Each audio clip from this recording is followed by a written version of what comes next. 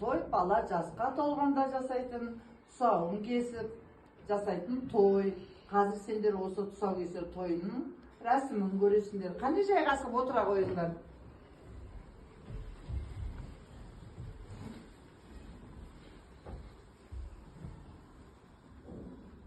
Mine Arıcanım'ın тұсаукесер рәсімін ақ жаулықты анама кестіріп, атамыздан батасын алайын деп келе жатырмыз.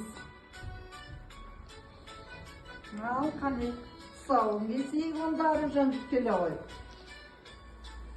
Қазақ ертеде тұсауын ала жіппен кескен. Ала жіппен кескені адал болсын, ешкімнің ала жібін аттамасын деген. Көк шөпті өріп, көк шөппен кескен. Онда себебі көк шөптей өссін, өнсін деген мағынада. Одан кейін қойдың тоқ шейімен кескен, тоқшылық заман болсын, тоқ болайық бәріміз деген мақсатта кескен. Ал енді бүгін біз Арыжанның тұсауын адал қыз болсын, ала жібін аттамасын деп, ала жіппен кесейік деп отырмыз.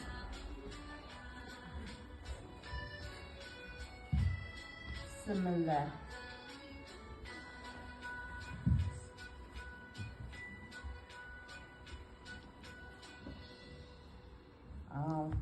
Қане, қаз балам, аяғыңды бас балам, құлама, құласаң жылама. Арыжаныма атамыздан бата сұрайық. Ал, әмин. Әмин десең, міне ватан, қыдырын сияласын, бауырдан дес ұяласын. Кішкентайымыздың тәйтейліктің қадамы құтты болып, дені сау болып, жасы ұзақ болсын. Әмин.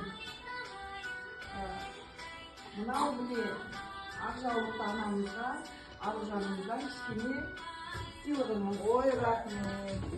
Сіздің жолыңызды берсін, көп жақсылық болсын. Рахмет.